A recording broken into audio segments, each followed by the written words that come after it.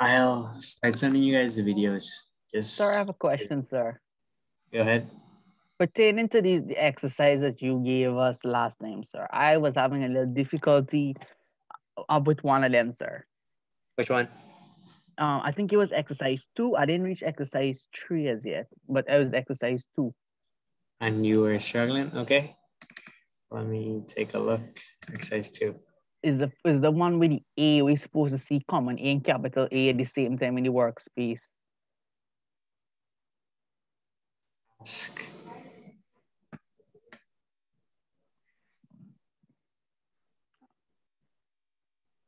Yeah, task 2, sir. Notice that the variables common A and capital A both exist in the workspace, but I only see in a capital A or the common A, depending on which one I put -2 equal to. I didn't see in both. Okay. So I think is equal to 4, capital A is equal to 5. What it's trying to just show you is that uppercase and lowercase letters matter. All right. So if you type capital A, that refers to one variable, and common A, that refers to another variable, right? So if you try typing both, they're going to refer to different variables. So when you're writing code, right, and you might refer to some variable A, right, but you really mean capital A, you might end up getting some stuff wrong, right? Referring to the wrong variable. So it's just to show you that uppercase and lowercase letters matter, right? Okay, sir. Yeah, that's really all it is. Excuse me, sir. The one with the quadratic formula thing. I was trying the thing, but I didn't get in it for no reason at all. I don't know why. I don't know if I put it in the wrong inputs or how it was you know. Did I send you guys the quadratic? Yeah, you did. Okay. I was trying it, but I wasn't getting it. Right. All right. So let me just go up a folder here, right? So I can call quadratic. Not getting to download it. No. Not getting to download the program file.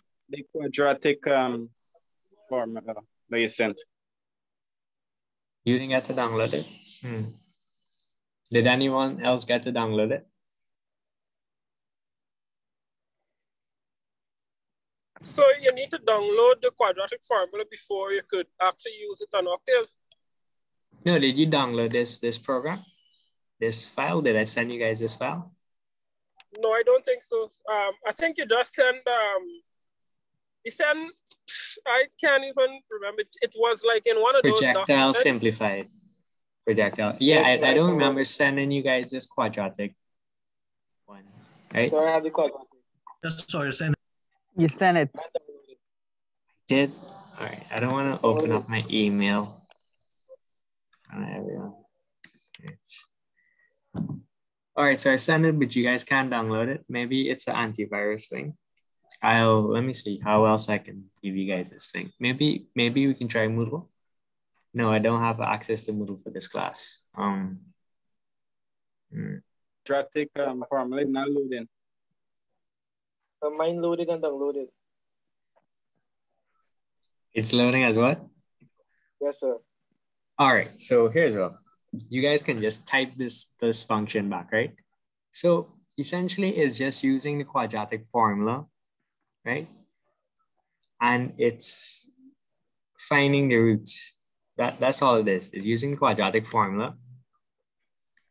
Yes, sir. I was trying to type it, but it was showing me error every single time I tried to get the entire thing out. I don't know why.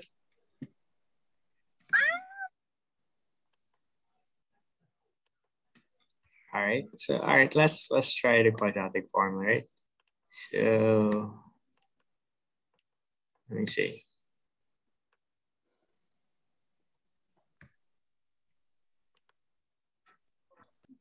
All right, good. So the quadratic formula is square root b squared 4ac. It means it's going to be a long class. Yeah. So what is the quadratic formula? X is equal to minus b, right? Plus or minus square root of b squared minus 4ac.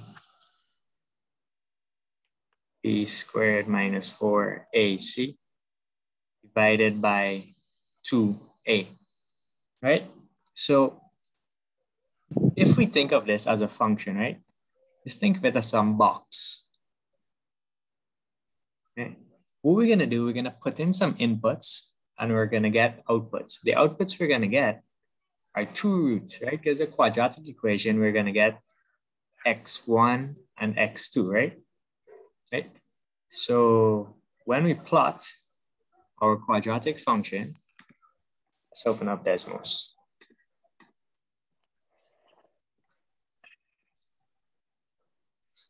Again, so x power of 2 plus x plus 2, right? So with our quadratic function, right, we want the roots. For this one, let's make it -2. Yeah, good. So we want the roots, right? We want when x is equal to 0. For this, so we want the roots here and here. And how we get that is we use the quadratic formula. So it's gonna give us these two outputs, right? x1 and x2, whatever those are. But input, if for us to input it, we're gonna have to put in that generic thing, right? Remember, any quadratic formula has this particular setup, x squared plus bx plus c. So a, b, and c are gonna be our inputs, right? A, b, and c, right? So we got three inputs, a, b, and c, and the output is x1 and x2. So how we do that in code is we write, let me make this bigger, is you write function x1 comma x2 is equal to quadratic a, b, c, right? Now, there's no need to write the function. If you just want to execute the quadratic formula, you can just as easily, right, do the math by itself. So you can type square root of, let's see, this thing's sticking. Yeah, you can type square root, right? B to the power of 2 minus 4 times A times C, right? And then on the other side, you still need to do some more stuff, right? You need to do minus B plus and minus, so two different things, minus B plus, right? I could equate this one to x1 being equal to that.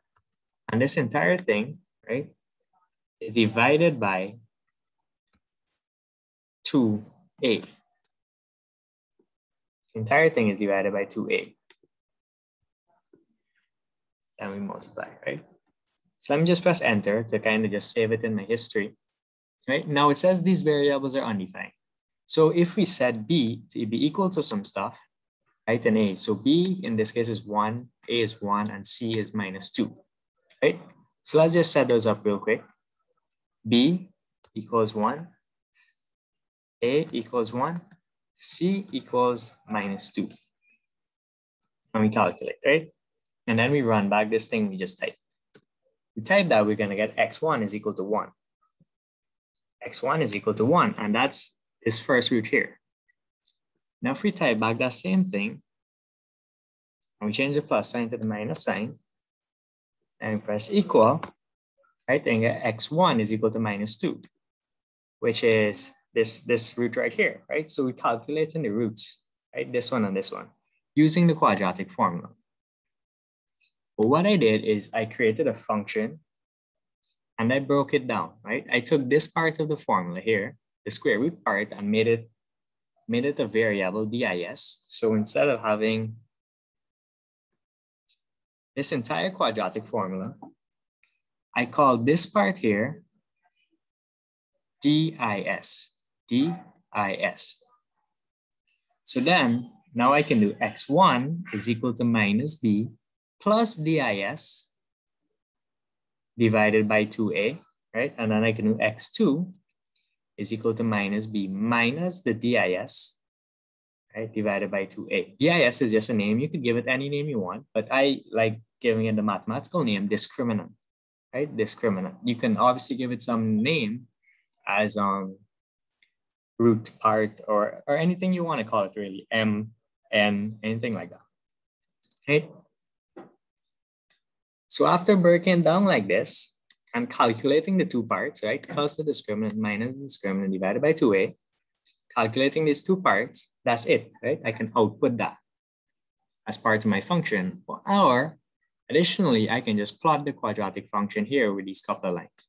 Now, these lines don't really do anything pertaining to calculating the quadratic function. These are just referring to plotting.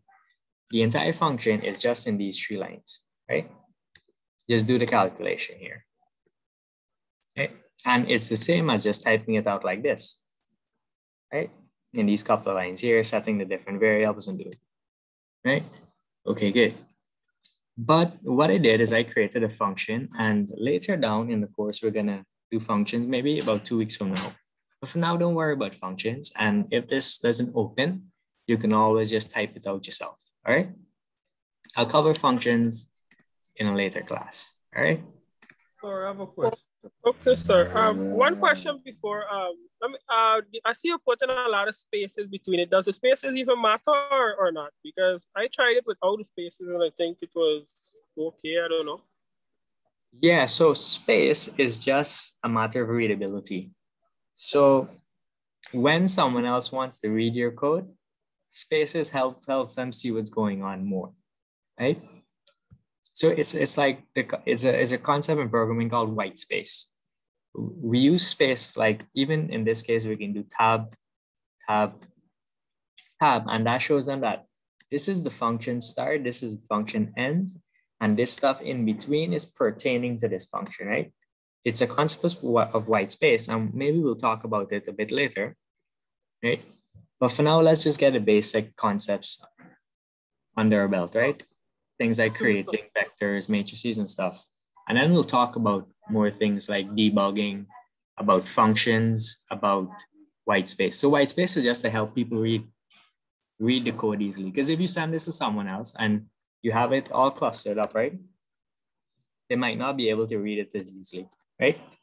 If you just got things all over the place. So white space or spaces just help you make the code more readable, all right? Okay. Excuse me, sir. Yeah. Where can we access the recordings from the last class? I haven't uploaded them as yet. When I upload them, I tell you. All right, okay. All right, good. So no more questions, right? We can continue with today's lesson. Right? Yes? Okay. All right, so I sent you guys this, and this here was supposed to be confusing because it just has a lot of stuff and you guys never coded before. Right? And this is a simplified one. This one is only like 100 lines of code. The bigger one, which is this one, is 300 lines of code, right? So yeah, you can write a lot of code in this class. So let's just go into a very, very simple, an even simpler version and a simplified version, right? Yeah. So let's forget about all the fancy stuff, all the opening dialogues, all the asking the user for stuff. And let's just do the basics. Let's, similar to our quadratic function, right? Where we just set up a box. This is the box, right? Are we gonna call this the projectiles box, right? Projectiles. Are we gonna say, okay, what do I need to put in order to get my answers out? So first of all, what answer do you want? Right? What answers do you want? Okay. Do you want vertical and horizontal components? Vertical component, horizontal component, right? The velocity, do you want time taken? time taken, or halfway, time taken to travel full distance, right? What different variables do you want, right? And what do you need to put in? Well, we know we're gonna need to put in something like, since it's a projectile question, we're gonna need to put in something like an angle first, right? So some shell or something is thrown at an angle or fired at an angle. So we're gonna need some angle, and we're gonna need some velocity, right? Velocity, right? Yeah, and additionally, if we're firing it on top of a building, right? So some shell fired from on top of a building, right? We can have a vertical displacement. So what would the height of this building be, right? So some kind of vertical displacement. We call a YO, right? Or it is fired at some point away from the foot of the building, right? Some kind of XO, some kind of displacement from there, and then we want distances with reference to this point, right? So this is just like an offset, if you may. But we can remove those if you don't want to complicate things, right? All right. So we set up a few variables, right? We're gonna say theta is the angle. Great. We're gonna say V is the velocity, right? And G is our gravitational constant, right? So you want GB to be equal to something. And these here, you can edit them, right? You can edit V to be whatever you want it to be and theta to be whatever you want it to be. And these here are your offsets. In your mechanics class, you didn't use this for any questions yet, but it's generally in projectiles, we sometimes use some things like this, right? For, again, when we're firing things off of buildings and stuff like that, right? Okay, so let's ignore this part. Let me just comment those out.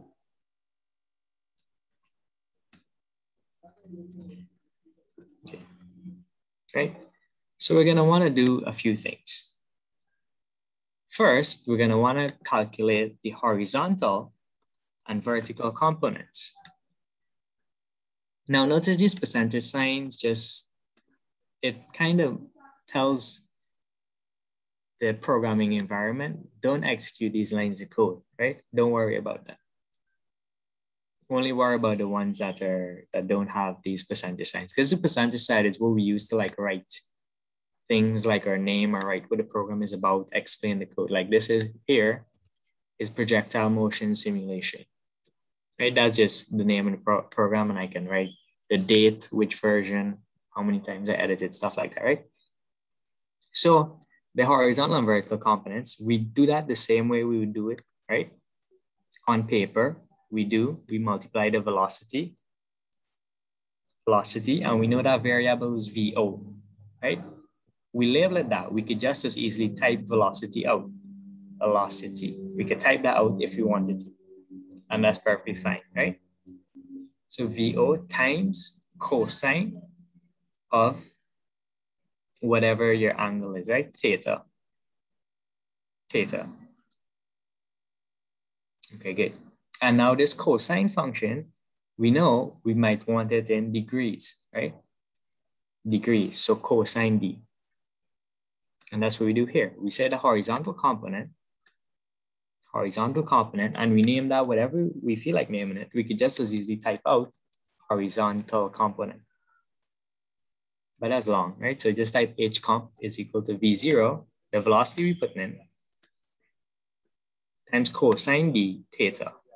Cosine D, because the angle we're inputting is in degrees. Now, for the vertical component, V0 is equal to sine pi times theta divided by 180. What this does is it converts degrees into radians, and we use the regular version. Now, alternatively, you can just do sine D and leave theta alone in here, which is what I recommend. But that's to ensure that you guys know the difference between sine D and cosine D and sine and cosine D, right? Yeah, just to make sure you guys know the difference between the two. Okay, good. And that's there. What that's going to do is create two variables, h comp and v comp, and store the horizontal and vertical components in. Right? Good. Now, when we talk about projectile motion, right?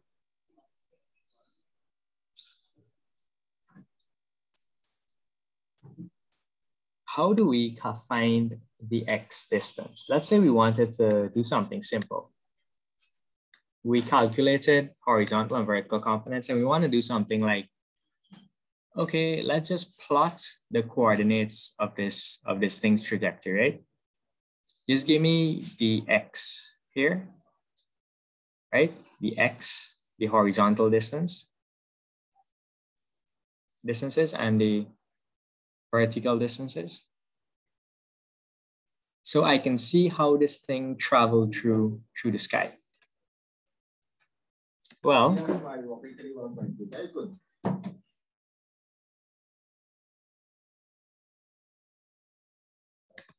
yeah. So how we can do that is just use the velocity times time, and we get distance, right? Velocity by time, and we get distance. Let's remove this x0 for now, and we can delete it from our code as well.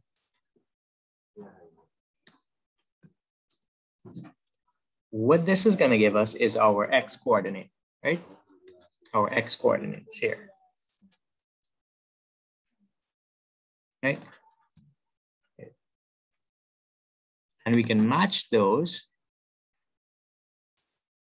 to our y coordinates. Now the y coordinate is a bit different, right?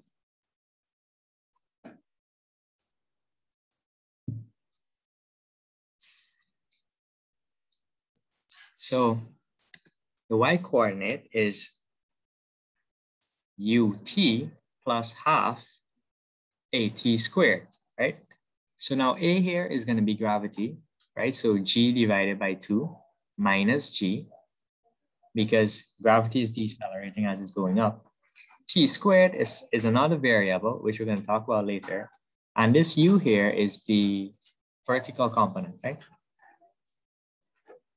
Vertical component. So we can set that up like this.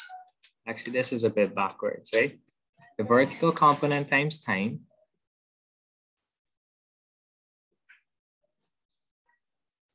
minus half gt squared, right?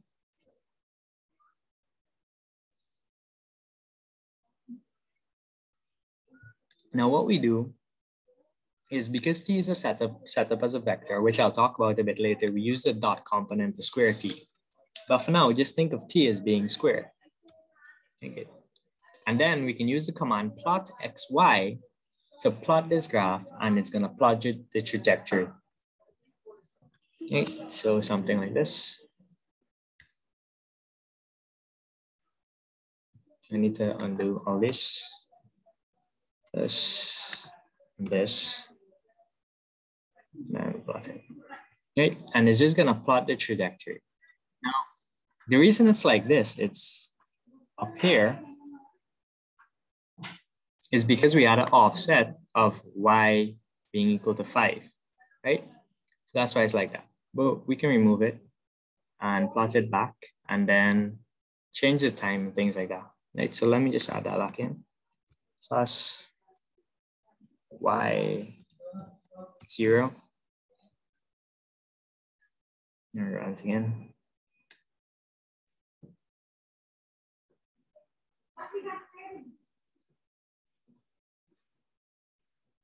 Okay, good. So this here, remember the y was 5. So it's, as I was saying, if you were to launch this thing off the top of a building or something like that, right?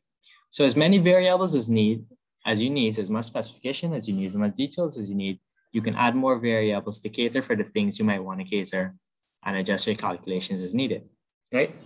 So for now, I just want you guys to try very simply, create some variables, create a velocity variable, create a theta variable, create a gravity variable, and calculate the horizontal and vertical components, x and y, and plot them, right? So just do these simple lines. Here, and here, right? That's all. Try that for me and plot it and tell me how it goes. Do you guys think you can do that? Yeah, sir, I'm gonna try. All right, so try it. Do we have to use your same numbers? No, just use any numbers you want to be used. Any kind of numbers you want. So ignore this stuff, right? Let me just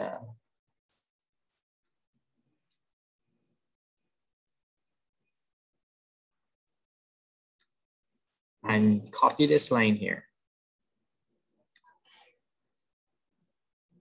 Let me just delete this. Or new script.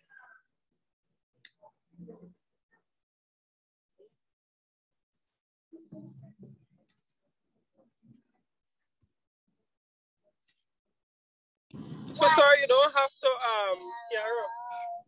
you don't have to like literally write it. You could copy and paste it. Yeah, you can copy and paste code. Okay. Yeah. So just do these couple of lines here. This line, just copy it, and I'll talk about it a little bit when I actually start going over some more stuff, right?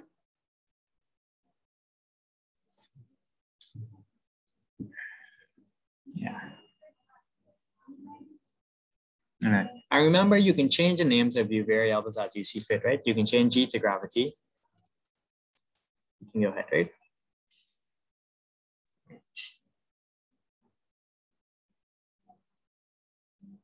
Don't worry about the codes here. Just leave that alone.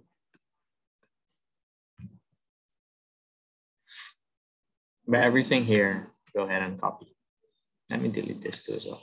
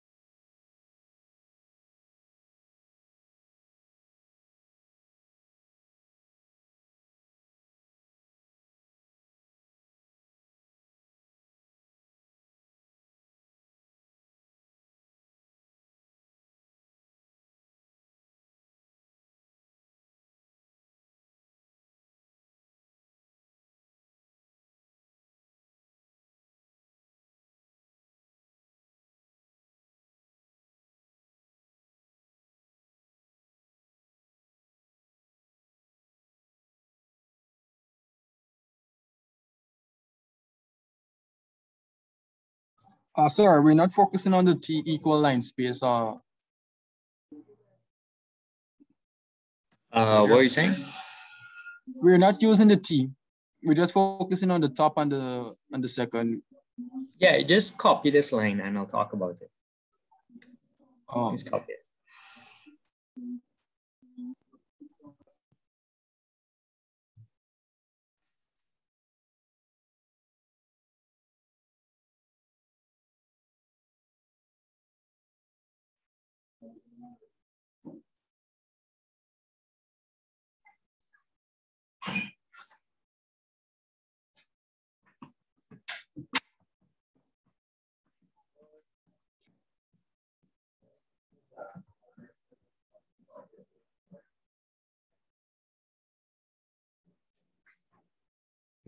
Did anyone get it working as it?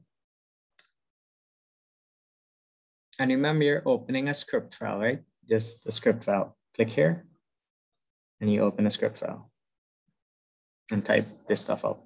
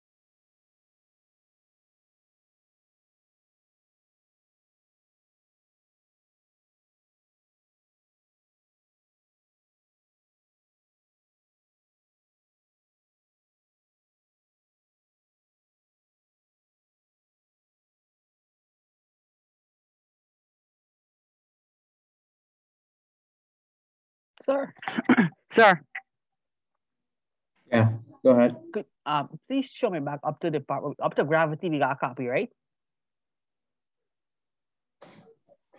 No, this entire thing. Oh, because when I put in t equal lin space 0 comma t underscore flight start, MATLAB telling me unrecognized function or variable, even with the semicolon. Oh yeah. Okay. Yeah.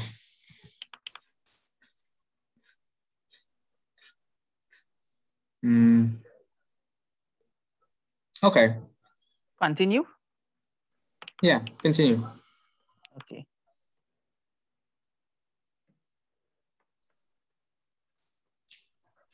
So to all sorry, so all those things you have on the user, you already have them loaded there, like. Here, yeah, these are just my files.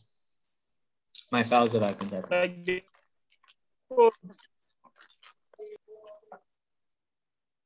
so do we need to like have those code like registered in our No. Just type. Tell me when you finish typing this up. Did you finish typing this up? Just so.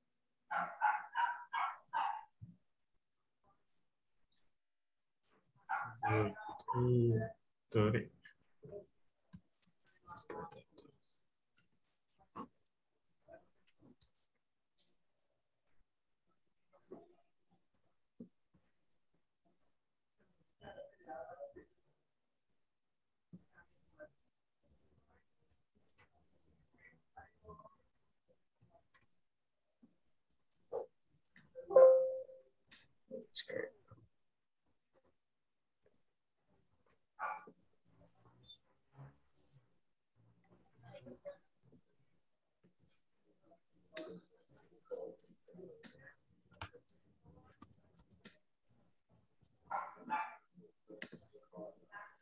Okay, so in the lens space formula, change the t flight thing to 2.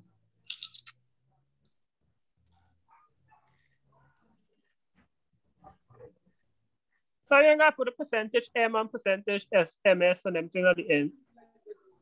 No, these are comments, right? So this is saying that the values in meters, meters per second, degrees, right? Meters per second squared, right?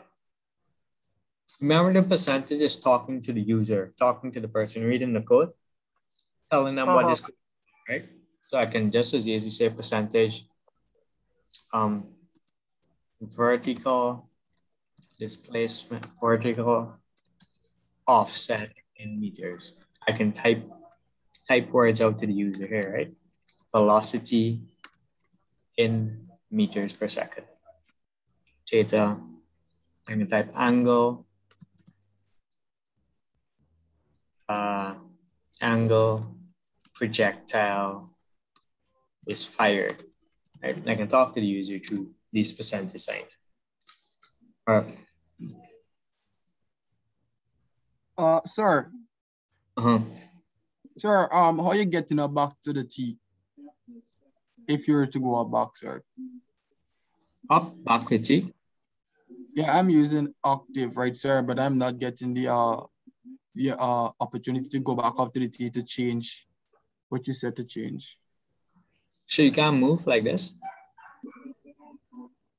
Sir, I don't know about I don't know about no, sir, I'm not able. Like this. You're in something like this. Pardon? I'm not. Are you in a command? Yes, sir. Sorry, you gotta use the arrows. Arrows on the up arrow. No, when I use the up arrow, it's changing what I've already typed into the system. It's showing me back in stuff that I've already punched in, like X equal this and Y equal that and this kind of stuff. Okay. So what we're creating is a script. So I mentioned scripts before, and scripts are just little files that we can store code in to be executed later. All right. So how to do that is to come here to the upper left-hand corner and click on this little icon here, right? That's this piece of white paper with like a sun at the side. Click on that, click new script. And then in that, type the code. Okay. Yeah. Is everyone doing it in a script? Is it anything different from MATLAB? Yes, sir. Yeah, I do it in the script, sir. So MATLAB, same way, right? Then we talked about scripts before, so you guys should know what a script is. Yes, sir. MATLAB telling me T. Yes, sir. I get you, sir. I get you. X and another variable unrecognized. Okay. Sir, I got you now. Okay. So in MATLAB, you come here and click new script and then you type it up, right? So you click new script. Computer's a bit slow. Get new script and I can type this X equal 4 for the script. Then I come up here and click run. And then of course it asks me to save it. Save it as whatever you want, save it and run it, right? Okay, good. In Octave, we press this thing here to run, this gear and this play sign to run. So someone is getting an error. They were saying X and Y something.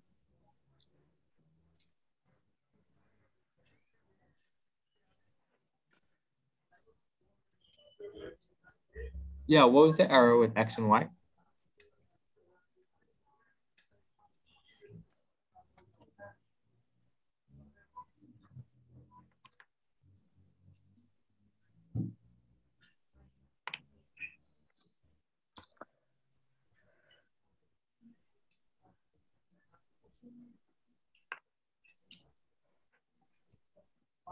Sir. Yeah.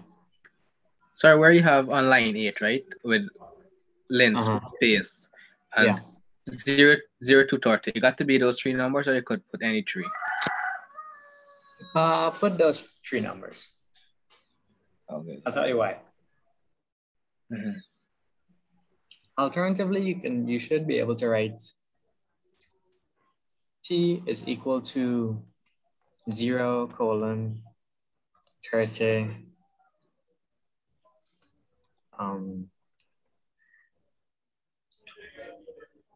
2, I think. Yeah. Oh no, this is 0 to 2 with 30 in between. 0 to 2 with like maybe some smaller 0.01 or something like that. I'll talk about lens space a little bit later.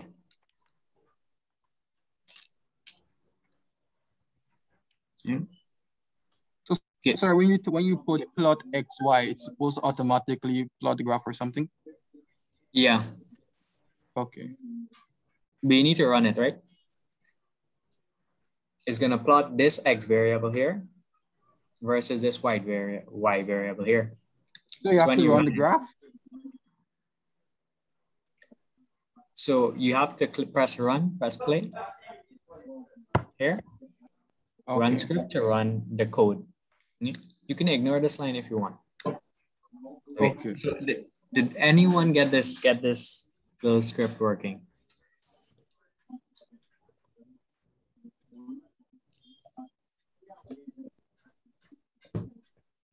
No one?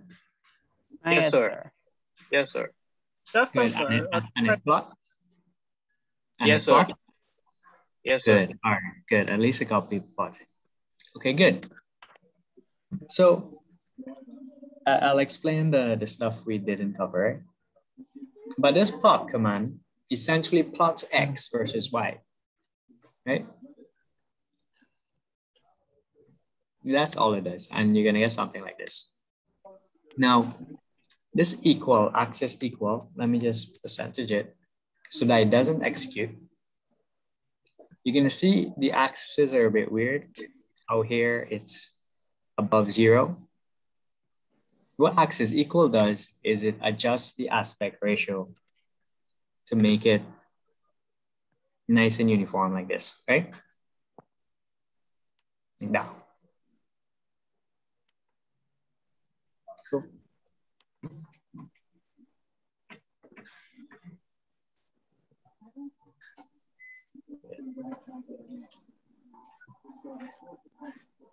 So should we save this projectile thing? If you could save it. At the end, so? Yeah, what were you saying? You gotta put axis equal at the end of the part of the code too. Yeah, if you want, you can put it. And then run it. Run it, make sure it runs, and it gives you this thing.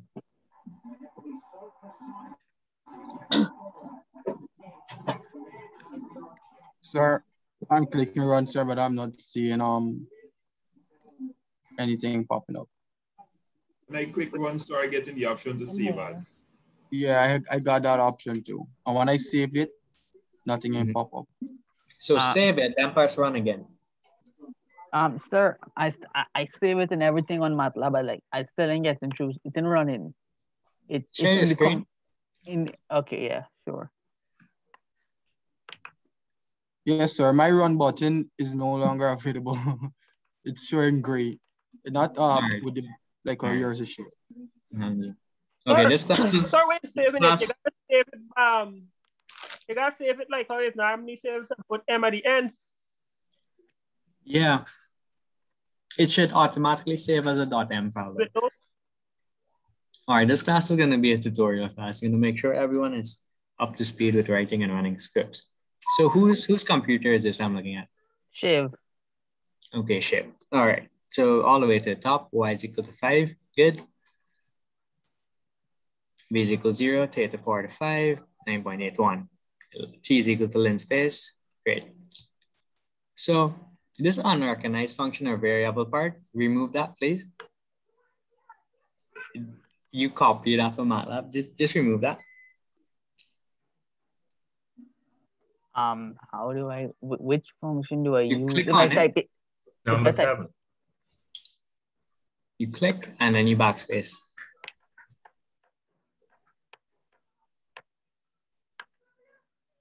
Okay, good. Come down.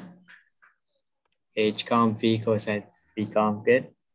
H comp by T. Remove the other unrecognized function or variable. Remember, that's not code, so why is that in your script? Right? That's MATLAB talking back to you, right? Okay. So why did it tell me that it was unrecognized though, sir? Because there wasn't any variable T, right? They're not assigned. Okay. Good. And that's why we had to use length space to generate one, right? And the other one here. And this is it, sir. This is an axis equal. Yeah. But on the plot, there's another one. There's another one? Line 17. Okay. Great. Now press run. Sorry, getting an error too. Okay, I see a black line appear at the bottom underneath. It means everything is okay. But, and here's the graph. Wow. Close that thing, that little pop-up thing. Okay. A straight line. Your plot's a bit weird. All right, come out the plot, close the plot. Let's look back up at your calculations. Okay, go to Y. No, down. Line 14. Okay, good. So that's not the formula, right, for Y. Y is equal to V comp T minus 2G squared plus so remove that semicolon. Why is the semicolon there? Right, good. And now press on. Good, great, right? Good. Thank you, Good. sir. Continue. Thank you, sir. Okay. So if anyone else, Sorry, what's the formula for the T variable? Because I get an error too, right? the T variable, So, we so I just define gotta put this in. using a fancy function. I'll talk about this fancy It's function in space function. a bit later, right? I'll talk about it just now, right now. I just want to make sure you guys can code something because this is the third class. So I got to make sure you guys can code something small. Yes, sir. I still didn't get in my intro. Yes, Yeah, I put in just about yeah, want me stop sharing error. like share and get your issue fixed? Yeah. Go ahead, Okay, share. cool. This class is just going to be a really long tutorial. Sorry, y'all seeing? Seeing a black screen. Hold on.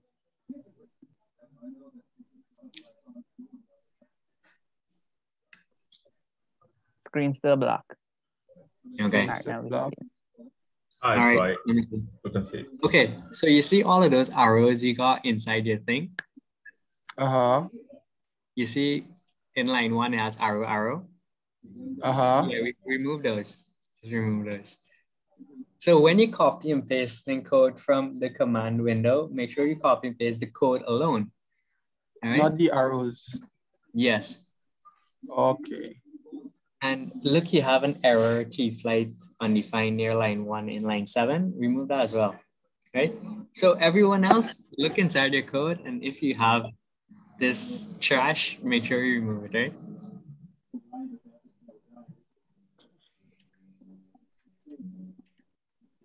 Why were we getting that though, sir? Huh? Yo, you deleted theta. Okay. All right, no, we're gonna keep backspacing. Finish that entire line. Okay, good. Now go up to line 2. And after meters per second, press enter. Yeah, and press enter. Good. Good. And then after degrees, press by G, you all press enter. Because you're putting the code inside the comment. After degree here. Yeah. Yeah. In the next line. All right, great. Now press run, please. Let's see.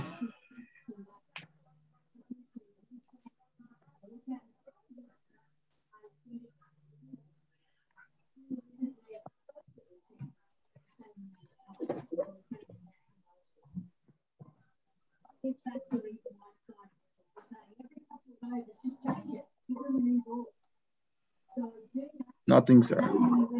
All right, I got an error line 8, which is the okay, T, click command like, window at the bottom here.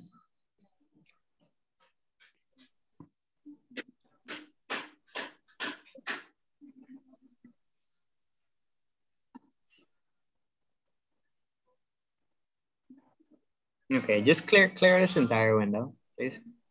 Type CLC. CLC. Okay, and type clear. Clear. CLE error, yeah. Now go back to the editor.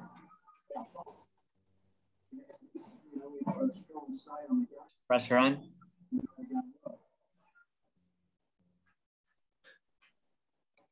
Okay, just one time, and then come back to the command window.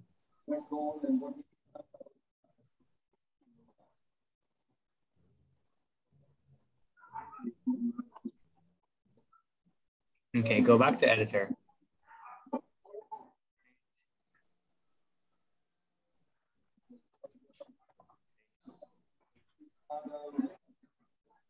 See on your desktop where this thing is saved.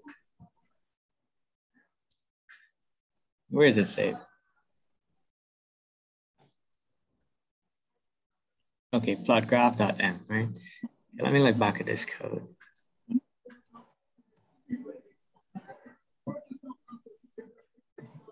Come to file and click save for me. Let me see. Let's try saving it again.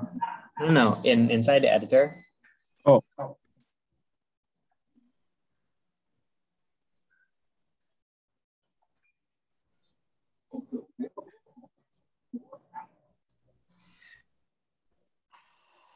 Data vhcom.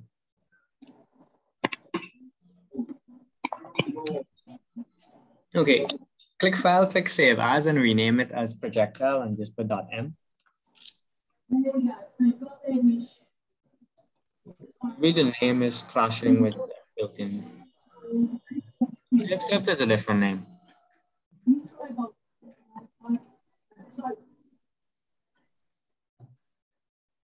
Just type graph. No, don't use graph. Use ELE 1214 or something.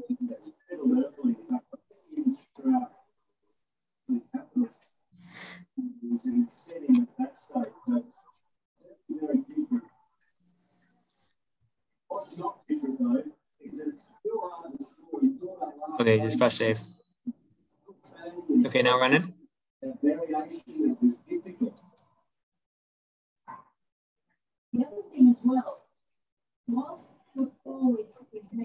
Okay, click the command window.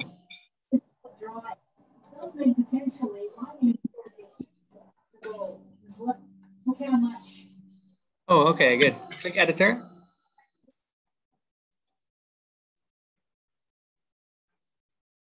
Okay, so in line 9, you spell HComp wrong. Oh, God. Yeah. OMP. Okay.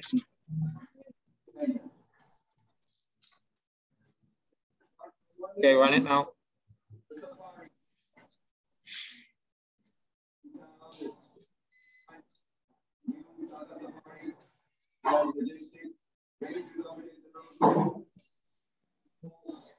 Go back to the command window.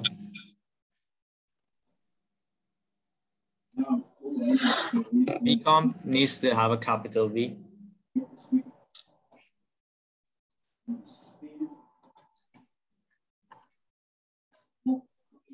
Okay, run.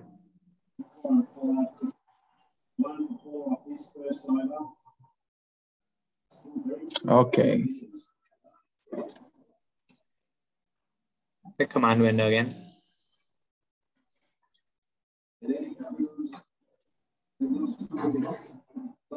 Sir, something just popped up, you know. Oh, the graph popped up? Yeah, but I don't know. Yeah. This is the graph. I'm not seeing it on your screen. All right. But if it's working, that's good. Yes, sir, but the graph, it's a straight line. Well, then your formula is wrong, right? Whatever you're calculating is wrong. Okay. Look at your formula closer. Here, these two. Look at them and make sure they're right? All right, let me start sharing my screen again. I'm pretty sure the other students getting bored. All right. Good. So once everybody got this thing running, all right, let me just go through every single line. So these first 4 lines are setting up the variables, right? T space is allowing us some variables to calculate X and Y, right? And plotting X and Y just plots X with Y. So how does that look in the command window? Let's just clear. CLC, right? Let's type linspace 0, 2, 30.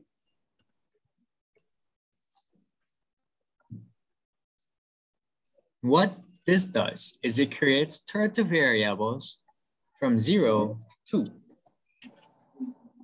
30 variables from 0 to 2. Now, another way we can do that, we can simply just type X is equal to, or T is equal to 0, colon 2. And in here, we can put some very small spacing like 0.05. And it will generate a fair amount of variables. So that's what the linspace command does. And these here are just their calculations. And this plotting here is plotting X and Y. So let's just create some random variable X and Y. Let's say X is equal to numbers from 0 to 10. That's gonna just say X is equal to 0 to 10. And then we can say Y is equal to 0 to 20, but spaced by 2s, right? I'll go over this more when I actually start teaching. There as 20, and then we can just do plot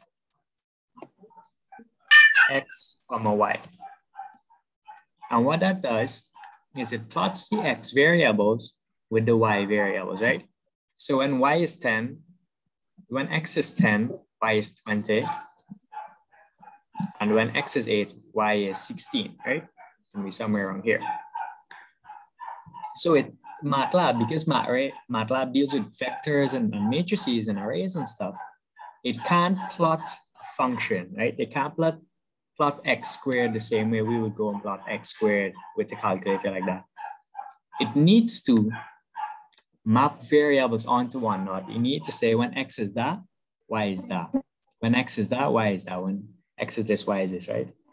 And it maps them together. And that's essentially what we're doing with our code, right? We're generating X and Y, and we're mapping them with our code, right?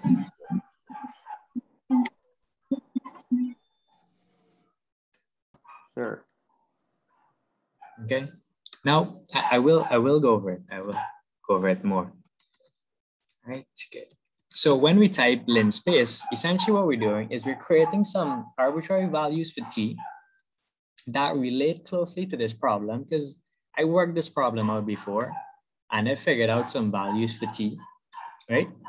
And I'm using those to generate a value for X, right? Generate all the different X's, right? And then we're going to use those to map onto each other to plot it, right? So now let's put this program aside and we'll understand it more as we start learning more concepts. But let's just learn the things that we're supposed to learn for today's class, right? So last class, we covered matrices, how to just create a general matrix, right? So we did something like X is equal to square bracket, 2 space 3 space 4 space 5, close square bracket, enter. And that creates the variable 2, 3, 4, 5, right? And we know we can use things like the semicolon to break it down into 2 different parts, all right? And that's first row, second row. So semicolon to create new rows and spaces to put it in a new column. So we know things like that, right? Good. Now, if you wanted to create an ordered vector, say X is equal to 1 space 2 is equal to 1 space 2 space 3 space 3 space 4. Press enter. What if we wanted to do for a very long list of numbers, right? How would we do that? How would we go about doing that? Well, use the thing I was talking about earlier. We say x is equal to 1 colon 10. And what this does is essentially the same as writing x is equal to open square bracket, and we do 1 space 2 space 3 space 4 space 5 space 6 7 8 9 10. Now you tell me which one's easier, typing out all of this or just typing 1 colon 10. Obviously this, and we can do it way bigger, 1 colon 100, right? And we can get the numbers from 1 to 100, right? In x. So now, when we look at this code, and when we look at the one I sent you, it's obviously very complicated, right? There are things like these that you guys don't know as yet, right? But what we need to do is to first learn little things like these, right? Learn the little things like x is equal to 1 colon 10 before we can be able to write code like this that are useful in our life, right? That are useful to solve engineering problems. So for now, for the next couple of classes, we're going to try and learn mostly syntax, learn mostly different things to type, and maybe every now and then we're going to try building a small program. But as you can see, building small programs can be a bit hard, and I can't dedicate an entire 2 hours just to helping one person figure out why the code isn't working, right? So what we're going to do is we're going to learn things little by little bit. And hopefully by the end of this, we can do some solid projects, all right? Good, so this is the first thing for this class. X is equal to 1 colon 10. And that creates an ordered row vector from 1 to 10. And yeah, that's it. Now, additionally, we can do the other thing I was doing. You can say x is equal to 1 colon 10, but I did something weird, right? I put another colon and I put 2 in between. What this does is it creates x with every 2 number, right? So x is 1, plus 2 is 3, plus 2 is 5, plus 2 is 7, plus 2 is 9. And it doesn't include 10 because plus 2 of 9 is 11. So what it does is it creates a matrix from 1 to 10, adding 2 every time. If you wanted to include 10, we could do something like maybe 0 to 10. And this will do something we might find useful, which is counting in 2s, 2, 4, 6, 8, 10, right? So if you wanted maybe a list of the first, like the first 100 even numbers, we could just type 0 to 200. And that'll give you about the first 100 even numbers. And we can subtract 0. Remove 0 from here, whether or not we want 1 0 in our calculation, right? So that's just a way of generating ordered matrices. Okay. Now we can also use decimals. So let's say we wanted something like x is equal to from 1 to 5, but we wanted every 0.5, 0.5, spacing in between. We can do that as well. So 1, 1.5, 2, 2.5, 3, 3.5, 4, 4.5. And you remember we can do format long and then run that back. And we can get more zeros for more precision for when we're doing more complicated spacing and different numbers, right? Good.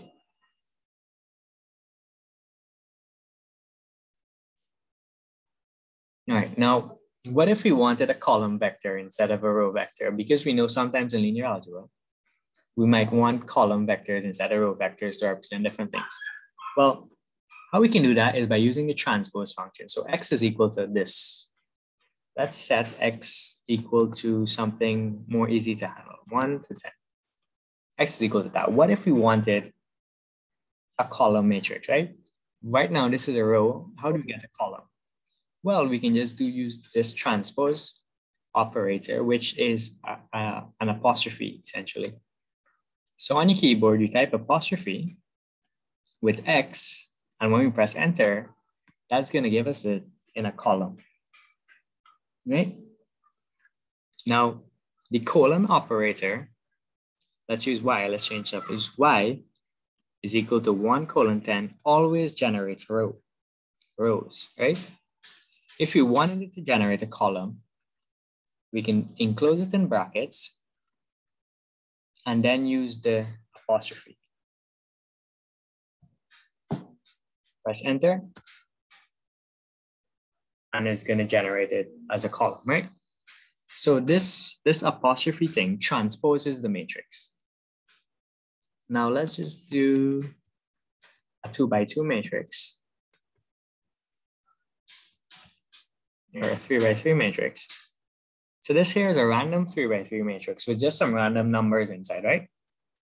And let's do format short to shrink the number of decimal places. We don't want that much.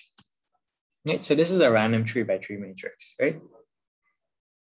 Now, if we type Y transpose for that, what it's going to do is going to do the transposition operation that we know in mathematics, right? So this 0.964 is going to be here. So what it's going to do, it's going to keep this diagonal constant, and then it's going to swap variables about the diagonal, right? And remember that transposition function from mathematics. Let me see if I can write it up here. So something like 2, 3, 4, 5, 6, 7, 8, 9, 10. What it's going to do is going to keep this. So transposing this would look something like 2, 6, 10. And up here is going to have 5, and here is going to have 3.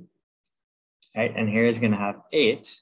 Here's going to have 4. Here's going to have 7. And here's going to have 9. So it's going to do the transposition operation for multidimensional matrices.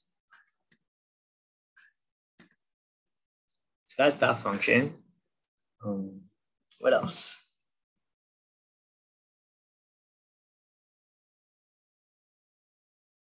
Yeah.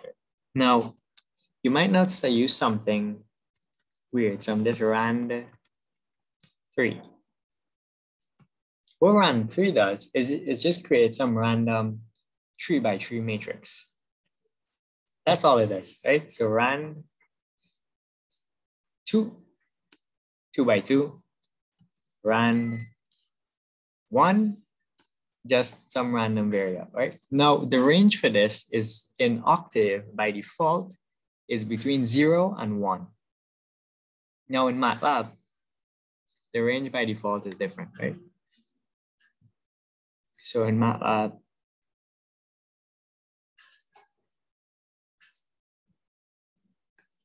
if we type rand 2,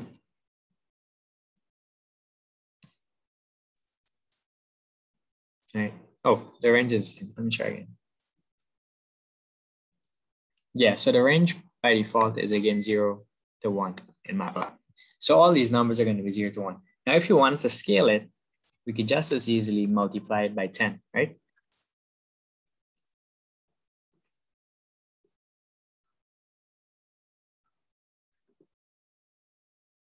Yeah, rand 2, and then press enter. And let's just say a variable x is equal to rand 2. Then just multiply x by 10. And we're going to get numbers within the range of 0 to 10. Right? So rand is just, let's say we try to want to play around and we want to learn MATLAB. We can randomly generate 2 by 2 matrices or 3 by 3 matrices just to play around.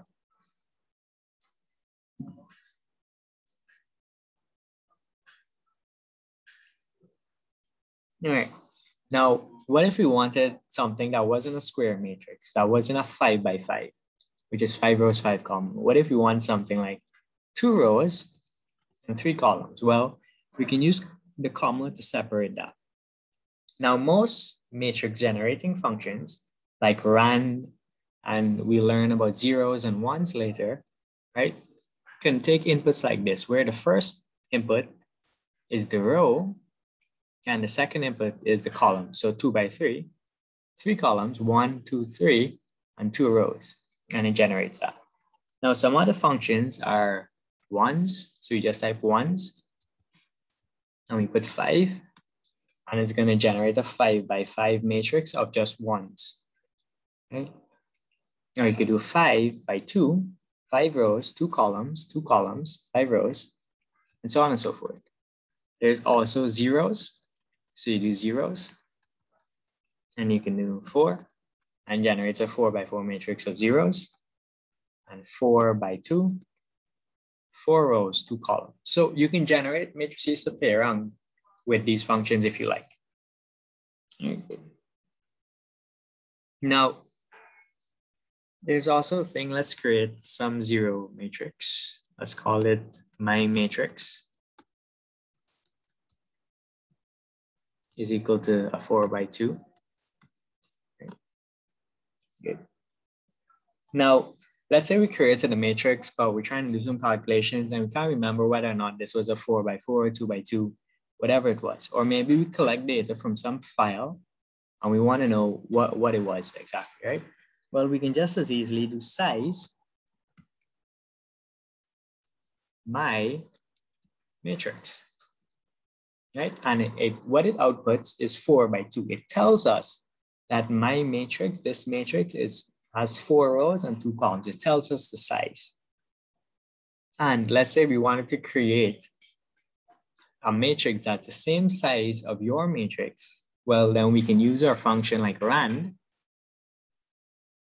and we can set the input of that to size, and then the input of size, my matrix. Enter. What this does is it takes the size of my matrix, right, which is a 4 by 2, and it tells rand, create a 4 by 2 matrix. So these are all ways we can use functions with each other. Any questions so far? Yeah. No questions. All right. Good. Now, linspace. Did I mention linspace yet? Linspace. What linspace does is it takes 3 inputs. It's 0, 2, and 30. And what it does is from 0 to 30, 0 to 2, and it creates 30 variables inside that. So let's try something else. Let's do 0 to 10, and we want 5 variables inside. Right? What it's gonna do is create 5 evenly spaced variables inside of the range 0 to 10, right? 5 evenly spaced variables. So if we only wanted a 5 variable matrix, but we wanted the range to be 0 to 10, we can use linspace to do that. And maybe something like we wanted more variables within the range of 0 to 10, we can do 7, right? And it'll add more variables and it'll make sure it's evenly spaced. So if we were gonna do something like x is equal to 1, 0 to 10, right? But we don't know whether we want it spaced out by 2 or every 3 or every 4. We don't know what we want to do, but we know how many of them we want. We know we want something like 7, and alternatively, we can use linspace. Okay? So these two can work together to generate variables, like in our little code here, to generate variables that we can use to do calculations, calculating different matrices, to then plot like this. All right, good.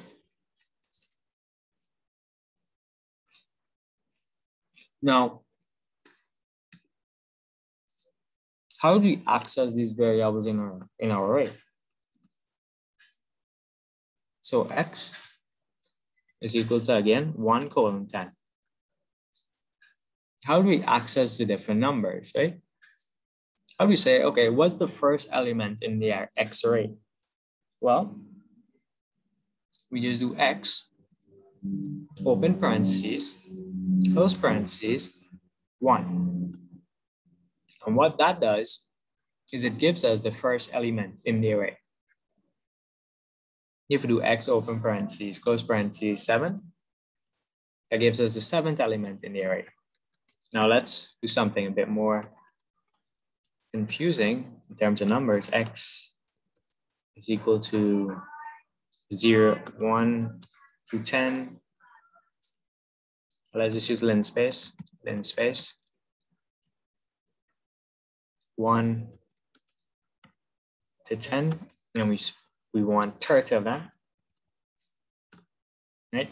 Just a set of random numbers. And we want to know, okay, what's the 5th element in this array? 5. X, open parentheses, close parentheses, 5. So 1, 2, 3, 4, 5, and that's the variable to output. So in our arrays, data might be stored, and when we want to retrieve them, this is how we do it. Now, all matrices aren't just these simple vectors, right? Sometimes they might be 2 by 2, 3 by 3, 4 by 4. So let's say we created a 7 by 3 matrix, right? So let's just do rand 7 by 3. Some random 7 by 3 matrix. Here, good. And now we want to access this element right here. But now notice it's not the first element, the second, the third, the fourth, because they're rows and columns now. So this here is the first element. This here could be the second element, and this here could also be the second element, right? So now we need to specify rows and columns. So let's say we want the first row, the element in the first row, we need to first assign this random matrix to a variable X. We do X is X open parentheses. So we want the first row, or row 1, and we want the second column, which is this matrix with this variable here, 0.17, and press enter. What did I do? Oh, this is a new matrix.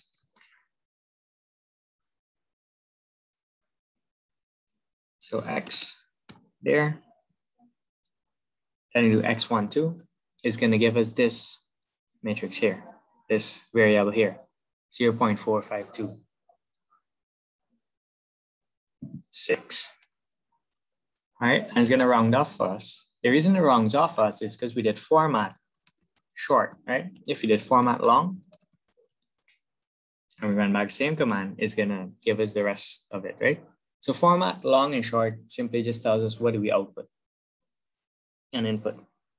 What do we output onto the screen, right? So inside this matrix, the number is a bit more accurate, but when we're displaying it, it just rounds off right there for us, which is easy. Now, what else? We can do things like end. So let me just clear again. X, that's our X matrix. Let's do format short, clean it up a bit. Do X, let's see. Do X, you're good. So now let's say we wanted this end variable here, but we don't able count how many rows this thing, all right? Maybe we created this matrix and we forgot about it. What we can do is something like X end, comma, 2, or comma 3. What this does is it says, okay, what's the last row? 1, 2, 3, 4, 5, 6, 7. And then what's the third column in that? And it outputs this variable here. Alternatively, we can do something like the second row and the last column, right? And that's going to give us this 0.5483 here, right? So second row last column. That's going to give us that matrix there, that variable there, right? So that's just different ways to pull stuff out of the matrices that we created and put stuff back in, right? If you wanted to change a value in a matrix, let's say we got just X, and let's say we want to change a particular element of this, we say X, 1, 1 is equal to 5. Now, when we display back X, right, we see here, this element is changed to 5. And we can do it for others. 1, 2, let's set that to 5. And we see this one here is changed to 5. And 3, you see that one there is changed to 5 as well. Okay. Now, how do we print out multiple elements? And how do we change multiple elements? What if we wanted an entire row, right? How we do that, we do X is equal to 1, comma, colon. Now the colon operator here tells us, just give us this entire row. So it's the first row, and when it accesses which column, we just put the colon operator and it says all the columns, and it gives us that entire row, right? Now let's say we wanted to change an entire row. We can do something like this too. We can say the second row, let's make that equal to 4. You press enter, and now we see the second row is equal to 4. So we can enter these matrices and manipulate them and change values in them, okay? And of course, I'll send you guys the handout, and you can go through it and work and figure out all the little different things you can do with these matrices, and then use them to work questions, all right?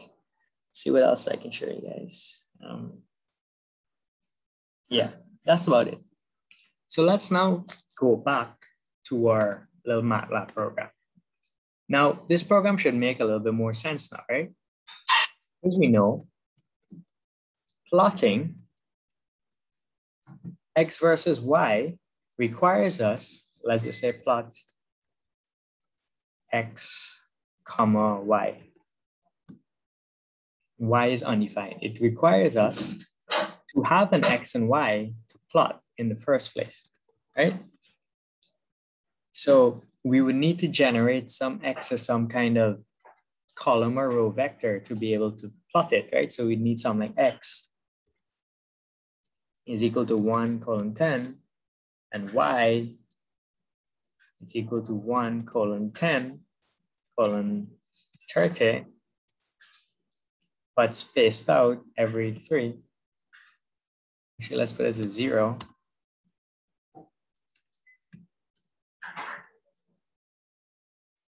Zero to 10. And then once we create these two, we can map them onto each other using the plot function.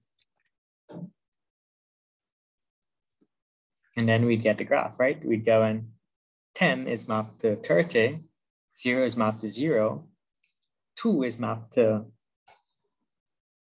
6, right? And we can, of course, change the gradation and stuff. More stuff we'll learn as we continue learning different things. I can't teach you everything about plotting a graph in one day. But this here should make more sense now. This plot, what it does is it takes the variables for X and Y. So let's run this code. And what it's going to do is going to populate our workspace here. So now we have HComp, VComp, right? For this, the vertical and horizontal components that we calculated using these two in here. We have G, which is our variable, 9.81. We got Y0, which is 5 at the bottom here. V0, which is 10 at the bottom here. Theta, which is 45, right? Okay. And we got T, which makes more sense now. T, let's go to our command window, just type T, enter. Remember, T was created linspace 0 to 2 with 30 elements in between, 0 to 2, 30 elements in between. Okay. And then we use those 30 elements to generate X and Y. So when we come here and we go H comp by T, what we're doing is using this 7.071 and we're multiplying that by all these different variables to generate an X that's this time, these different times by our H comp to generate some values for X, right? As a function, as like just a stream of values. And now we're doing the same thing with Y. What would Y be equal to at this time? If T is this, what is Y? If T is this, what is Y? If T is this, what is Y? And now we're plotting them together. So when we run, it does all of that and it generates this graph. So does that make sense to you guys? Does this code make sense now? So you just create all the variables for the system and then put in the formula at the end so that they can calculate it. Mm-hmm. Yeah. Sir. Yeah. Could you please go back to the workspace? You said that when we use the lin space, right? We creating 30 numbers from 0 to 2, right? But when we plug it into the formula, you think that is multiplying by all of those variables? Yeah. Okay, let me do that. So X is equal to 0 to 10, right? That's that, right? So now if we do X times 2, it's going to multiply 0 by 2, 1 by 2, 2 by 2, 3 by 2, which is 6, 4 by 2, which is 8, 5 by 2, which is 10, 6 by 2, which is 12. So if we do H comp, let's say H comp is equal to 0 to 20, right? This is 20 different numbers. And then we do H comp by 2. All of these are going to be multiplying by 2, right?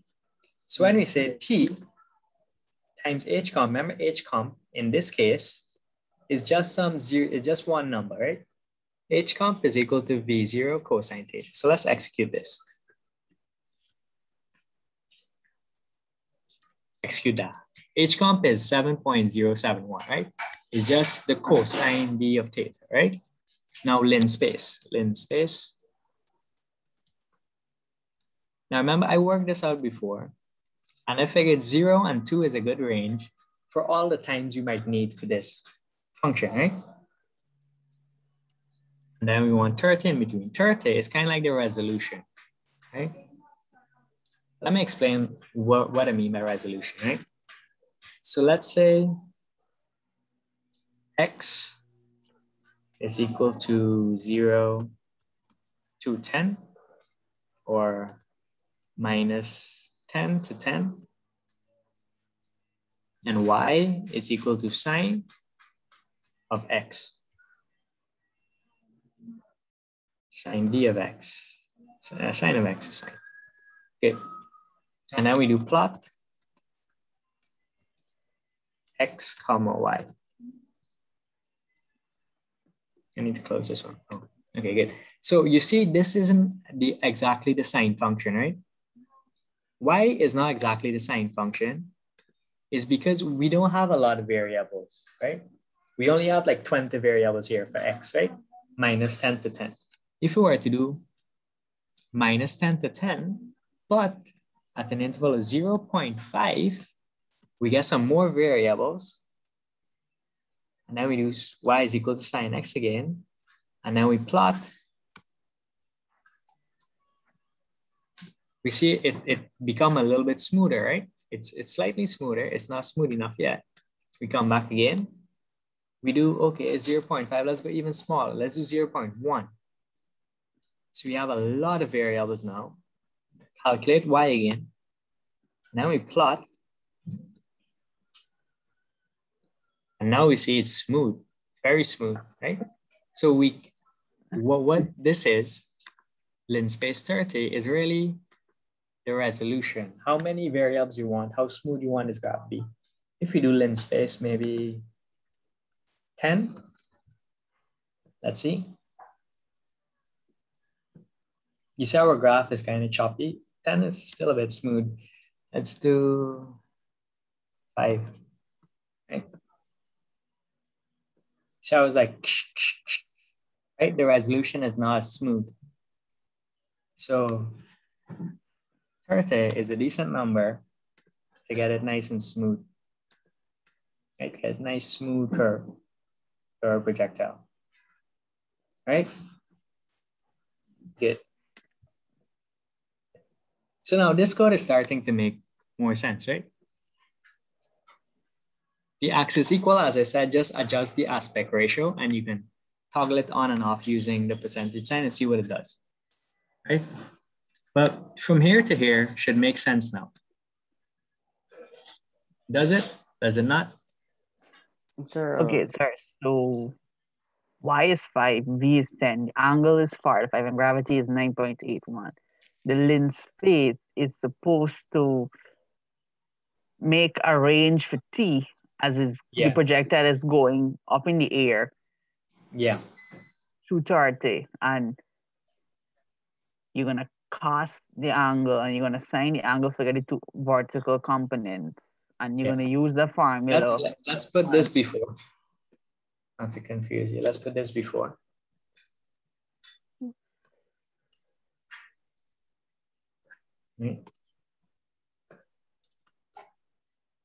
Yeah. Yeah. Okay, so it's 5 times cos 45, then it's 10 times sine 45, and then you put the lens spaces. You want 30 values from 0 to 2 to be equal to t. So wait, sir. So you're supposed to get 30 answers with this h com times c and this v com times c minus g upon q. Let's expand the range a little. Let's expand the range a little bit. Let's do 0 to 4. All right. Let's run it.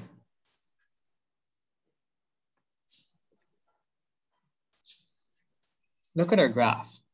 It comes here, it goes there, and it goes past 0. Right? And it keeps going down. Right? As we keep learning, I'll teach you guys more things such as how to make these lines different colors, how to make them thicker and stuff. But look at this graph, right?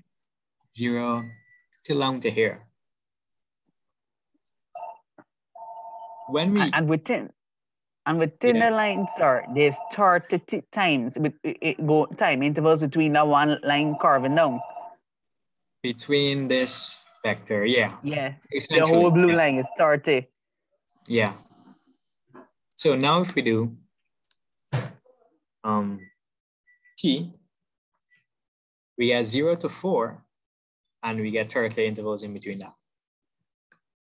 The reason I use 2 is because I worked this question out before, and I figured 2 is a good time interval, right? To have. Now, let's say we wanted to calculate time based on the values given to us. We'd write some more code, right? We'd say, okay, what is t? Well, t could be a quadratic function, right?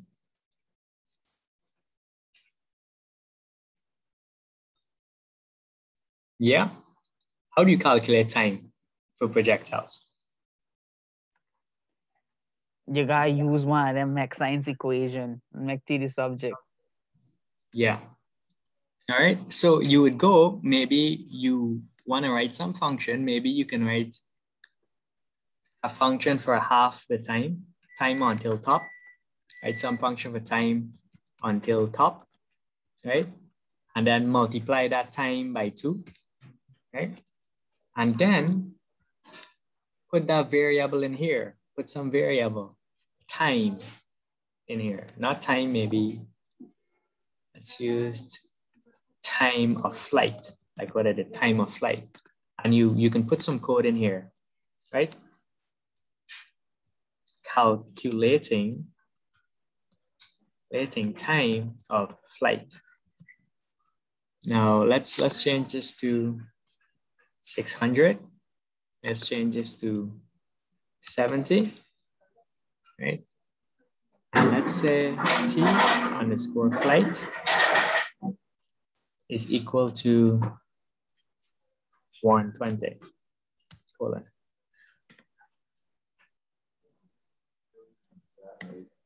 Okay, good. Now this is another question that the mechanical students might have worked, question number 31 from your mechanics class, right? This question, we know that the time of flight here is about 114 seconds. So we can write code, some more code to calculate time of flight, and then put that in to our function. So we can write a few more lines, right? Calculating time of flight, and put that into our code. And then we can calculate all the other stuff that we might want to calculate and get something a bit more fancy, something like this, right? And let's run this one instead. Right? What it does, it labels these axes, right? It puts more graduations in between so we can read more accurately, right? It says height in meters. It can do all sorts of different things, right? And we can build upon that. So we can add in some more code. And I have some more code calculating time of flight, calculating range, putting all those things in, the velocity at impact, more code, and putting those things into the title of the graph, right? With some, where is it? Let's see.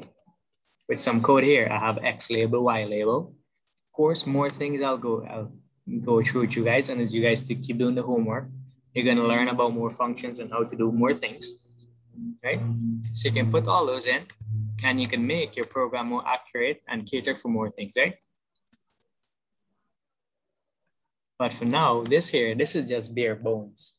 This just does this, and it calculates and it plots the trajectory, plots the graph.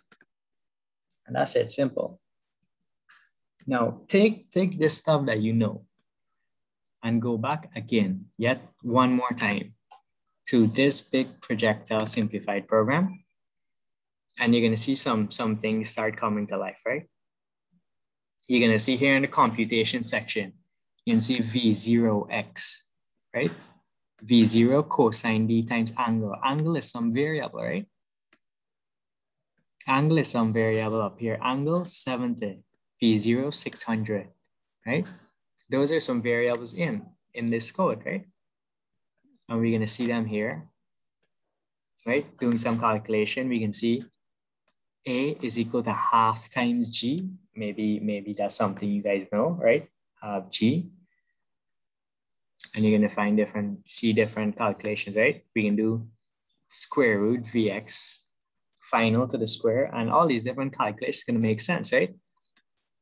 See the same lin space function, 0 to 1,000, right? Catering for all kinds of different ranges. T final is something we calculate using, right, time of flight. Velocity, we know this velocity formula, right? Different things. So all these different computations in here, and you can look at them, right? And then at the bottom here, the plotting code, right? Remember, plot X and Y, that got something here, B minus, what does that mean? Line width 3, what does that mean, right? Maybe you can try, maybe you can go into your practice thing, right? You can do plot, you can do comma, colon, line width, comma, 3, and see what it does, right? Let me see, line width 3.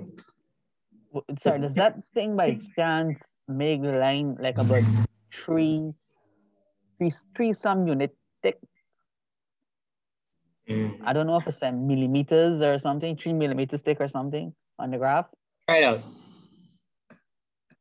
Yeah, you see it makes it fatter. So 3 millimeters or whatever doesn't really matter if we like resize the graph and things like that. But 3 is line width 3. And it depends on the computer screen, right? So if you want to make it thicker, maybe something like 5. And then we run this. Now it's even thicker. And we do 10. And it's very thick now, right? Good. So throughout the class, keep coming back to this reference program, right? And look and see whether or not you start understanding more of what's being written inside, right? But for now, maybe the computations part might make sense to you now. These parts with the cosine the angle. You know that this here is the vertical and horizontal components being calculated, right? And then some more stuff. And maybe this part, plot, makes sense to you. You might look at this and be like, okay, what does X label and Y label do? And try adding that into your practice code, and see what changes it makes, right? All right, good. So we did a 2-hour class today. I think it's pretty long, but I think you guys learned a lot, right? Yeah. So if your code doesn't work by now, if this simple program doesn't work by now, your homework is to make sure you get it working, right? If you got things like the arrows inside your program, move them. If you got things like some error here, right? Remove them. Okay? Make sure your code works. Think about why isn't this code working, right? And think about maybe you got some random thing here, some pound sign or some semicolon in between the calculations, right? Things like that, remove and make sure your program works for next class, right? Okay, good. So that's all I have for you guys, just this simple projectile question. I hope for most of you it's working and I hope you learned something. I will send the handout. I know the guy was telling me he didn't get the email. I'll add you and I'll send you the handout as well, right? As long as you email me and tell me, okay, I'm not getting the handout, I'll add you to the email list and send you the handout as well. Yes, I did. Yeah. Yeah, okay, good. So I'll check later and then I'll send you, right? Okay, good. Sure. So, yeah. So before we end the class, right? Lines 8 to 9, is that some sort of physics calculation or something? Yeah, vertical and horizontal components. Okay, all right. Yeah, it's a mechanic. That's why I asked you electrical people if you did projectiles. Sure. Excuse me. Yeah. How do you download this MATLAB program? How do I download it? Oh, so you don't have the program yet? No, I tried to download it like Friday, but I wasn't getting through. Just type Octave. Press enter. A new Octave and download. Right? Okay. And you download the Microsoft Windows. Just download the first one. Oh, I see. Okay, yeah, I'll go there and do that then. Yeah. All right, good. Any more questions? Everyone else downloaded Octave or MATLAB by now, either one? Sir, please excuse. Sir? Yeah. Okay, go. For the previous sessions, the recording is available? No, I'll upload them and tell you guys where to find them. Okay, thank you. Good. All right. Anything else?